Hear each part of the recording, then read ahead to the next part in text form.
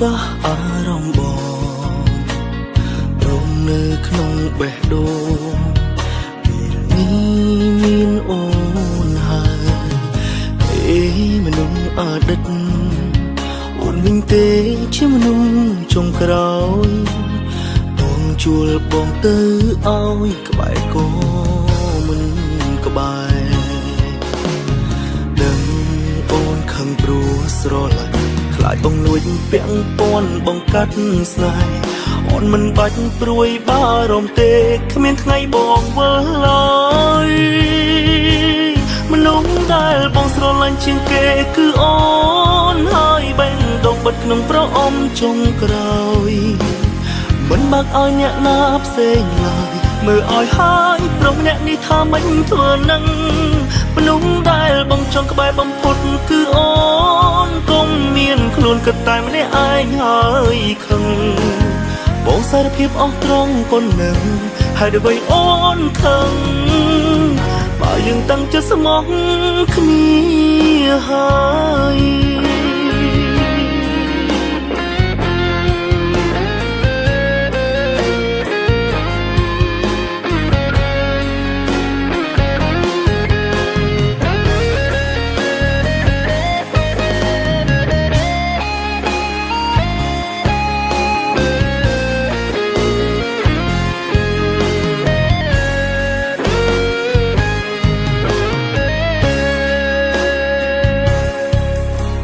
ប្រាប់រឿងអតីតព្រោះគិតមិនចង់លាក់អូនបែរមិនជឿជាក់ខ្លាចបងវិលមកក្រោយគូទុកចិត្តគ្នាបើបងប្រាប់ឲ្យអូនដឹងហើយមិនគួរអន់ចិត្តឡើយគួរតែញញឹមស្រឡាញ់ខ្លាចបងលួចពាក់ព័ន្ធបងកាត់ស្នេហ៍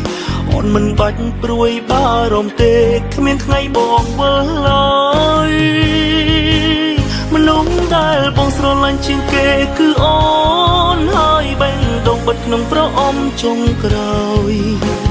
មិនបាក់ឲ្យអ្នកណាផ្សេងឡើយមើលឲ្យហើយប្រុសអ្នកនេះថាមិនធ្វើនឹងមនុស្សដែលបងចង់ក្បែរបំផុតគឺអូនកុំមានខ្លួនគិតតែម្នាក់ឯងហើយខឹងបងសារភាពអស់ត្រង់ប៉ុណ្ណឹងហើយដើម្បីអូនខឹងបើយើងតាំងចិត្តស្មោះ